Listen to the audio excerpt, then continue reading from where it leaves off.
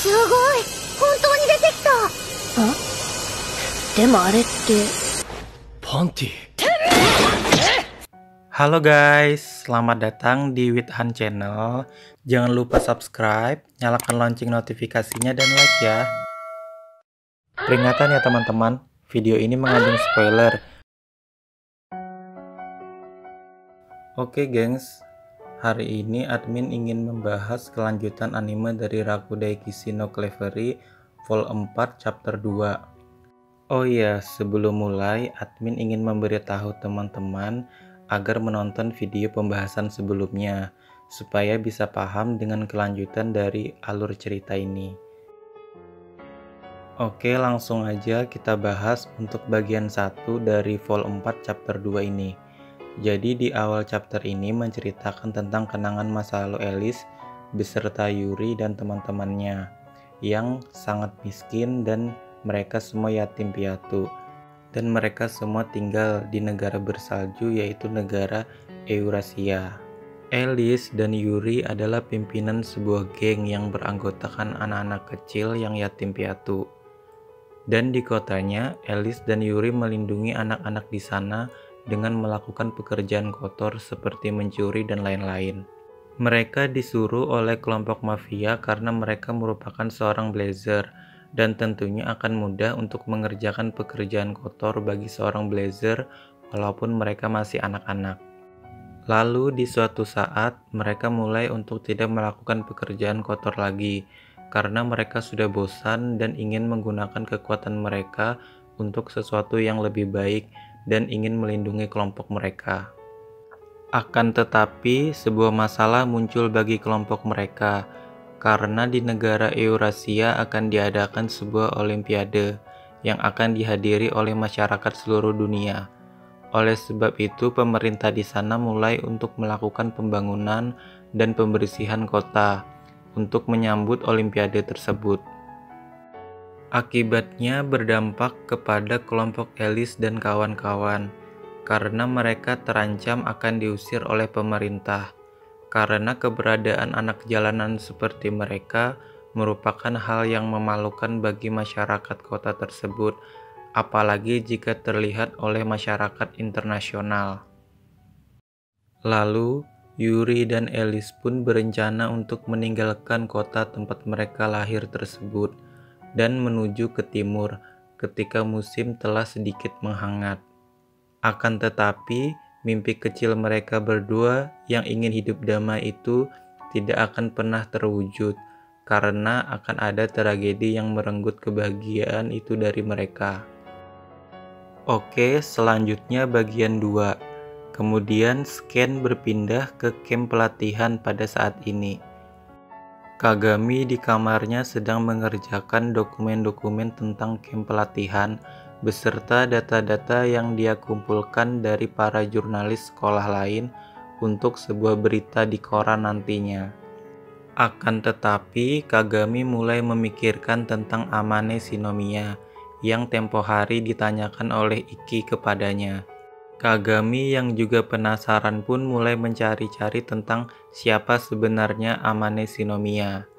Dan akhirnya setelah beberapa waktu mencari informasi tentang Amane, dengan kemampuannya sebagai seorang jurnalis di Akademi Hagun, dia pun menemukan informasi tentang Amane. Di sini dia mengetahui fakta bahwa Amane sebagai anak kelas 1 di Akademi Kyomon telah melakukan pertempuran latihan resmi dengan hasil 6 kemenangan dalam 6 pertandingan. Akan tetapi ada hal yang aneh pada kemenangan Amane tersebut. Amane menang secara default atau kemenangan musuh kalah karena keteledorannya sendiri. Lalu di sini Kagami pun semakin merasa aneh dan ketakutan karena belum ada para peserta yang memiliki kemenangan semengerikan ini menurut Kagami.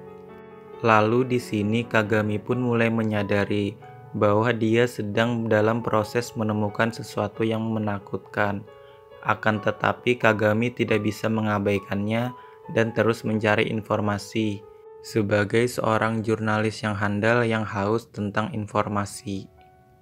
Lalu setelah beberapa saat kemudian, Kagami pun mengetahui sebuah fakta besar, bahwa ada Akademi ke-8 yang seharusnya tidak ada. Karena seharusnya akademi yang ada cuma berjumlah 7, akan tetapi dia malah menemukan Akademi ke-8. Lalu setelah Kagami mengetahui sebuah rahasia besar itu pun, tiba-tiba dadanya terasa sangat panas. Dan dia melihat ada sebuah pisau belati yang menembus dadanya. Kagami pun lalu sadar dengan bentuk belati yang menusuk dadanya tersebut. Karena belati tersebut merupakan milik Alice, teman sekolahnya dari Akademi Hagun. Dan Kagami pun terjatuh dan pingsan akibat luka yang diterimanya. Selanjutnya bagian 3. Setelah Kagami yang ditusuk Alice itu pun jatuh dan pingsan, Alice pun memeriksa keadaan Kagami dan melihat sejauh mana informasi yang telah diketahui oleh Kagami. Jadi ternyata informasi yang diketahui oleh Kagami ialah ada sebuah organisasi teroris yang berada di Jepang dan membuat Akademi ke-8 di balik bayang-bayang dengan sponsor yang mendanai mereka. Dan nama akademi itu adalah Akademi Akatsuki, yang hanya memiliki 7 siswa yang tersebar sebagai penyusup di 7 sekolah lainnya. Dan hampir setiap anggotanya merupakan anggota elit dari sebuah organisasi teroris internasional yang dikenal dengan nama Rebellion atau pemberontakan. Dan masing-masing anggotanya yang menyusup telah mengamankan posisi sebagai perwakilan dari festival 7 bintang nanti.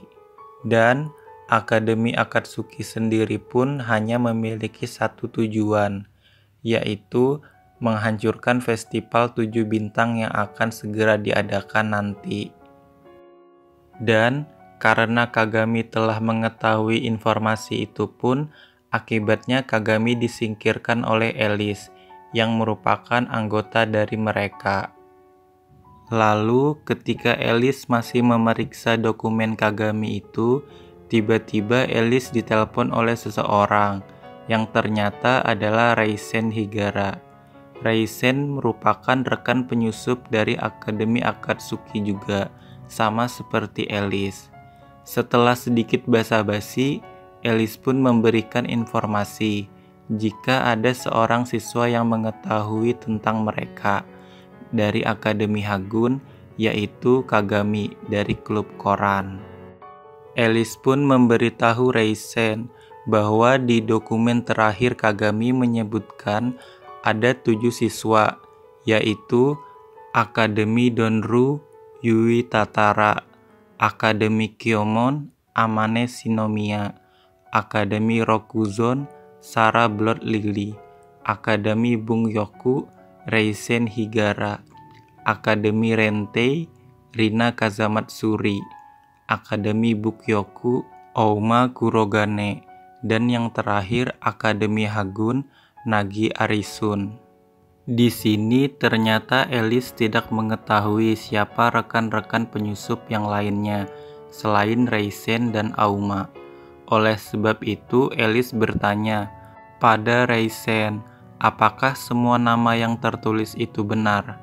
Tapi Reisen tidak bisa menjawab karena itu adalah sebuah rahasia. Dan jika waktunya tiba, Alice akan mengetahuinya sendiri, tetapi tidak untuk sekarang. Di sini Reisen juga mengatakan bahwa ada 3 dari 7 nama dalam daftar nama itu yang benar dan yang mungkin Kagami ketahui. Dan di sini admin mencoba menebak 3 nama yang diketahui Kagami, yaitu Alice, Auma, dan Amane. Atau mungkin Reisen sih menurut admin. Mungkin menurut kalian ada nama-nama lain, bisa ditulis di komentar ya. Lalu di sini Reisen memberitahu Alice bahwa bukan dia yang memiliki urusan dengan Alice, melainkan orang lain. Orang lain ini ternyata merupakan gurunya Alice di organisasi teroris bernama Wallenstein dengan julukan Master Pedang Satu Tangan. Wallenstein sendiri merupakan numbers dari salah satu dari 12 rasul terkuat dalam organisasi rebellion. Dia adalah seorang yang melihat kemampuan Alice sebagai anak yatim dan merawat serta mendidiknya sebagai salah satu pembunuh paling ahli yang dijuluki sebagai Black Assassin. Di sini, Wallenstein mengingatkan Alice bahwa misi kali ini sangat penting bagi organisasi dan sponsor mereka, dan juga misi kali ini memiliki resiko yang sangat besar jika mereka gagal. Lalu, setelah telepon dari Wallenstein berakhir, Alice pun menyembunyikan Kagami yang pingsan beserta dokumennya dengan menggunakan kekuatannya ke dalam bayangan, karena Reisen mengatakan untuk tidak membunuh Kagami, melainkan cukup disembunyikan sampai misi mereka selesai. Oke, selanjutnya bagian 4. Lalu setelah mengurus masalah Kagami, Alice pun pergi ke kamarnya, yang di dalamnya sudah ada Shizuku yang sedang berbaring sambil membaca sebuah buku. Lalu, karena bagi Alice malam ini adalah malam terakhirnya, berpura-pura sebagai teman Shizuku dan yang lainnya, karena besok dia akan memulai rencananya dan meninggalkan Shizuku dan kembali sebagai siswa dari Akademi Akatsuki. Lalu, ketika malam ini menjadi momen terakhir bagi Alice dan Shizuku sebagai teman, Alice pun mengajak Shizuku untuk minum minuman keras karena dia punya minuman tersebut di dalam tasnya. Dan Shizuku pun menerima tawaran itu. Walaupun Shizuku tidak suka minuman keras, tapi dia memaksakan diri untuk menerima ajakan Alice. Dan mereka pun minum bersama, walaupun Shizuku hanya meminum 1 gelas. Ketika Shizuku dan Alice minum, mereka pun berbincang-bincang. Ternyata di sini Shizuku sangat memperhatikan Alice, yang dianggapnya sebagai seorang kakak baginya. Karena Shizuku merupakan orang yang pintar, sekaligus orang yang peka terhadap situasi, Shizuku pun curiga bahwa ada sesuatu dengan Alice dan menganggap acara ini adalah sesuatu yang spesial bagi Alice. Shizuku pun menanyakan pada Alice tentang ada apa dengan dia hari ini, tapi Alice menjawabnya dengan berpura-pura, dan Shizuku pun mengabaikannya dan tidak mencari tahu lebih jauh tentang Alice malam itu. Padahal kenyataan yang sebenarnya bagi Alice malam ini adalah malam terakhir bagi mereka bersama, karena Alice besok akan pergi dari Akademi Hagun dan kembali ke Akademi Akatsuki. Akan tetapi Shizuku tidak mengetahui tentang fakta itu. Oke, selanjutnya kita lanjut ke bagian 5. Lalu setelah Alice dan Shizuku minum minuman keras, Shizuku pun tertidur karena kelelahan selama di camp pelatihan dan karena minum minuman keras walau hanya 1 gelas. Ketika Shizuku tertidur di sofa, Alice pun mengangkat Shizuku kembali ke tempat tidurnya dan ditutupi selimut oleh Alice. Dan ketika selesai mengembalikan Shizuku ke kasurnya, Alice pun duduk di dekat Shizuku yang sedang tertidur. Alice melihat ke botol minumannya dan melamun dan mengingat masa lalunya ketika dulu dia masih dianggap sebagai seorang kakak perempuan oleh anak-anak di kotanya. Lalu Alice mengingat kenangan di hari sebelum dia diajak untuk bergabung ke organisasi rebellion sebagai seorang pembunuh. Oke, jadi kita akan kembali ke lanjutan cerita bagian 1 video ini ya. Jadi sebelum Alice bergabung ke rebellion, Alice dan para komplotannya diserang oleh para mafia di sana. Mafia di sana sebenarnya adalah tempat bekerja bagi mereka. Akan tetapi, mafia di sana disuruh oleh pemerintah untuk menyingkirkan para kelompok seperti kelompok Alice dan Yuri. Jadi, ketika kejadian penyerangan oleh kelompok mafia kepada kelompok Alice, Alice sebenarnya sedang berada di tempat lain karena sedang menjalankan sebuah misi. Akan tetapi, ketika Alice pulang ke markas mereka, Alice pun merasa aneh dan panik ketika markas mereka terlihat kacau dan tidak ada siapapun di sana ketika Alice memanggil mereka. Lalu, ketika Alice mencari-cari rekan mereka, Alice pun melihat ada tetesan darah yang mengarah ke suatu tempat. Dan akhirnya, dia melihat Yuri, temannya terluka di bagian perut dan banyak mengeluarkan darah. Tetapi ketika Alice berteriak meminta tolong pada orang-orang di sana, tetapi teriakan Alice tidak dihiraukan karena bagi orang-orang di sana mereka hanyalah anak jalanan yang mati pun tidak berharga bagi mereka, dan Alice pun sadar dengan kondisi itu. Lalu ketika Alice menanyakan pada Yuri siapa yang menyerang mereka, Yuri pun menjawab, yang menyerang mereka adalah kelompok mafia. Kelompok mafia berkata, mereka melakukan pekerjaan itu karena dijanjikan bayaran besar, beserta bonus. Oleh sebab itu, mereka mengkhianati kelompok Alice yang sebenarnya adalah rekan mereka sendiri.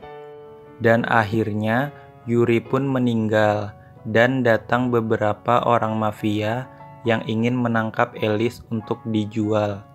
Akan tetapi, Alice membunuh mereka dan bergegas ke markas mafia untuk membalas dendam. Dan akhirnya, singkat cerita, mafia pun berhasil dikalahkan oleh Alice seorang diri, dan Alice menyelamatkan anak-anak yang lainnya yang juga ditangkap oleh mafia untuk dijual. Lalu, ketika Alice pergi tanpa tahu harus kemana, dengan badan yang dipenuhi dengan darah, Alice pun bertemu dengan gurunya di Rebellion, yaitu Wallenstein. Dan akhirnya Alice pun diajak untuk bergabung dengan organisasi Rebellion. Oke teman-teman, akhirnya kita sampai pada bagian 6 ya. Bagian 6 ini merupakan bagian terakhir dari chapter 2 volume 4-nya. Lalu, ketika Alice telah selesai dengan ingatan masa lalunya, Alice pun sedikit tertawa karena dia kembali memerankan seorang kakak perempuan bagi Shizuku. Dan lagi, bagi Alice, memerankan seorang kakak perempuan bagi Shizuku merupakan caranya untuk menjalankan peran sebagai penyusup di Akademi Hagun agar misinya tidak diketahui dan misinya dapat berjalan lancar. Oke gengs, akhirnya kita selesai juga ya untuk chapter 2 dari volume 4 untuk anime Rakudei Kishi no Clevery. Jika ada salah-salah kata dalam video ini, admin minta maaf ya. See you next video.